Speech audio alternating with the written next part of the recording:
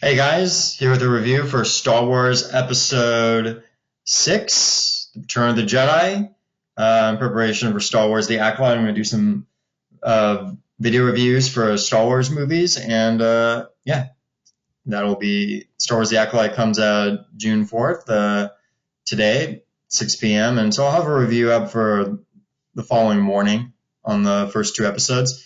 But here's my review of Return of the Jedi. This movie would be the final movie in the original trilogy. This would be directed by Richard Marquand, a British filmmaker, and yeah, this was the last Star Wars movie for the characters of Luke, Han, and Leia, 1983, and yeah, this was a big deal. I really love this movie, most notably because of Luke Skywalker, like the whole black outfit and green lightsaber. Like, that was everything. I mean, everyone loved that action figure. And when you see him on video, on film, Mark Hamill, it's a pretty good look. It's a pretty badass looking outfit. And yeah, this is, the film opens up with the rescue of Han, where the droids are kind of like, gaining Jabba's trust. Then you have, Leia dressed up as a bounty hunter, and then, she gets captured. And then finally you get Luke Skywalker. Luke Skywalker shows up. He threatens Jabba and saying like, hey, if you do not release my friends, then I'll have to do something, and you don't want me to do that. And Jabba's like, screw you. I'm going to throw you into the Rancor pit, and you're going to die.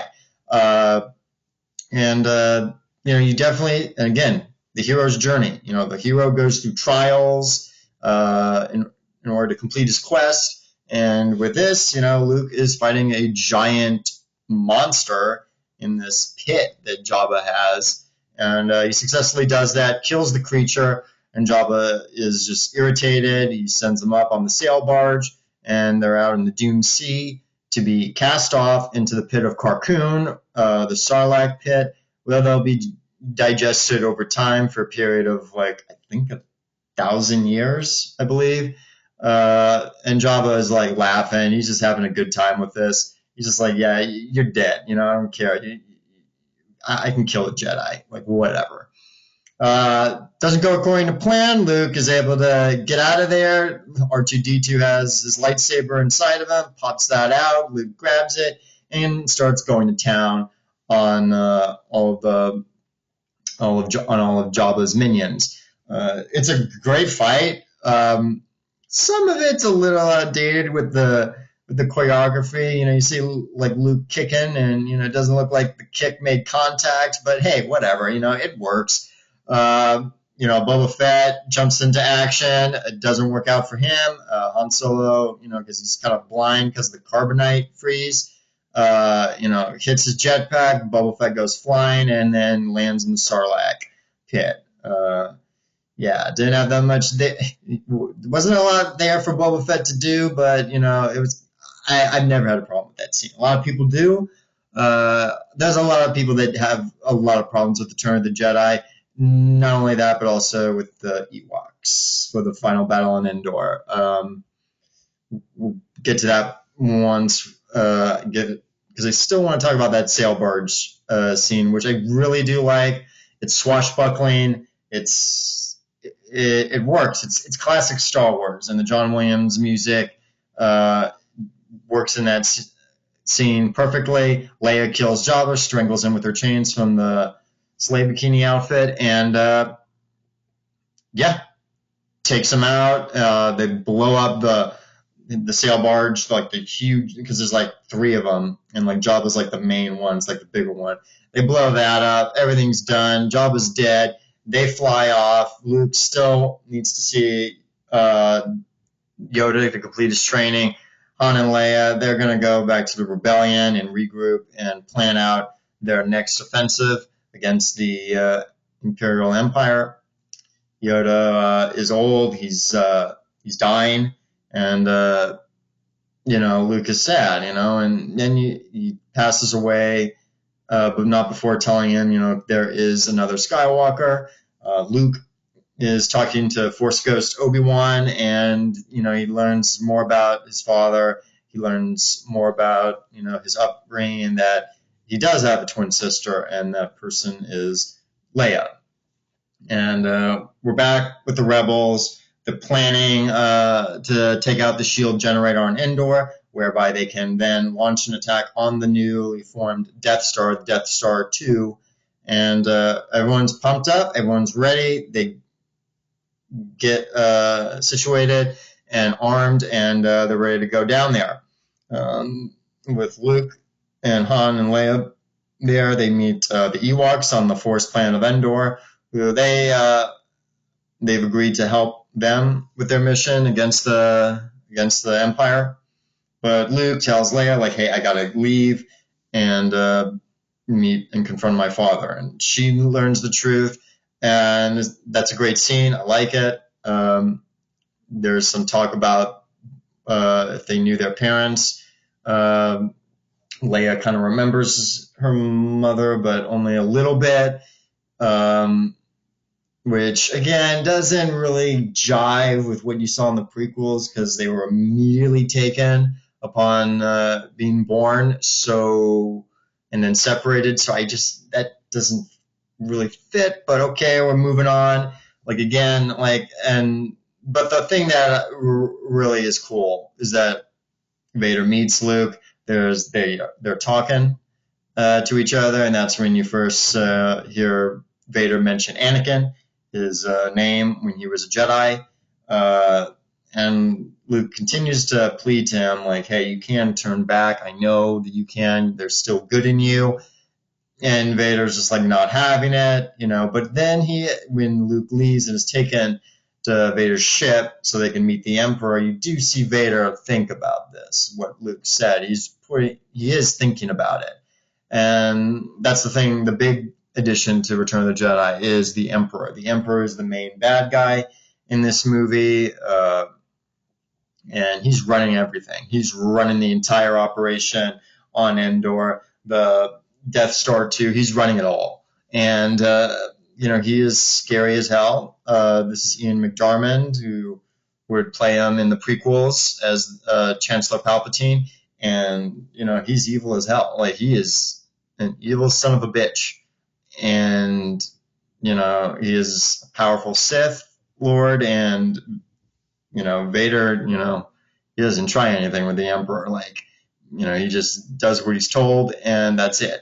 And Luke meets him. Luke kind of denies who he is. He doesn't even, he pretty much gives him a lot of sass when he meets him, and the Emperor just hates that. The Emperor just the Emperor wants Luke to either join him or just die. Like, that's the only two options that he's giving him. And Luke doesn't go for it. He instead, draws his lightsaber, which is a good scene of, the lightsaber's on the Emperor's lap, and he says, you want this. Come on, take it. Strike me down, with all of your hatred. And he takes a lightsaber. Vader draws his, and it's that cool scene of those two beams of light, crossing, and you see like the Emperor just like laugh, and just smile. And you have a great duel. You have a great duel between Luke and Vader. Not the best duel. I don't think it's better than Empire Strikes Back, but it is good. It has the emotion in it. It has the drama to it. And then while that's happening, you have Han and Leia fighting on the ground, Force Moon of Endor, in a battle with the Empire. You have the Ewoks. They're fighting them. They're commandeering AT-STs. Chewbacca's helping them out. They're doing good stuff. And you have the space battle with the Rebel Alliance. It's epic, crazy. A bunch of ships on screen, even more ships on screen than what you saw in New Hope. Amazing stuff. And eventually, at one point, it just gets down and dirty with that whole battle. You have Rebel ships just going into suicide dives into Imperial Star Destroyers. You have, the Empire just taking out Rebel medical ships. You have the Death Star 2 firing its weapon, the with the beam weapon and just like blowing up rebel capital ships. Lando's piloting the Millennium Falcon, and it's amazing stuff. It's a lot of tension, a lot of drama, and you're cutting between both those. You're cutting between three battles. Luke and Vader's duel. You have Han and Leia on Endor, and then you have the space battle. And it works out well. Like the pacing, and it's not confusing. You know what's going on in each of these scenes. Luke does win, although he wins in anger when Vader's taunting him about seeing his sister, and that freaks out Luke. He bashes him with the lightsaber, knocks his lightsaber out of his hand, and then cuts it with his lightsaber. And Vader's on the ground. He's yielding. He's not doing anything. He's weak, and he's not strong like he was 2 movies ago. He is he is beaten. The Emperor's laughing. This is just you see the psychology here working here. Like Luke is he's about to end his father like in a second, but then he chooses, no, I am a Jedi like my father before me, and I will not do this. And he throws his lightsaber aside. He throws it away. And the Emperor just like has this disappointed look on him because he wanted to see this. He wanted to see Luke kill his own father. And then he electrocutes him with Force lightning. And Vader gets up. You have this emotional plea that Luke is giving to have, pleading with his father to help him, to save him. And he does. He takes the Emperor and throws him down. Throws him down the shaft.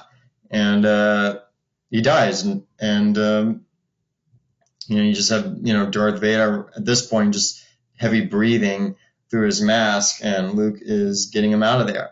What I like most about this movie is that you have all the character arcs, finish.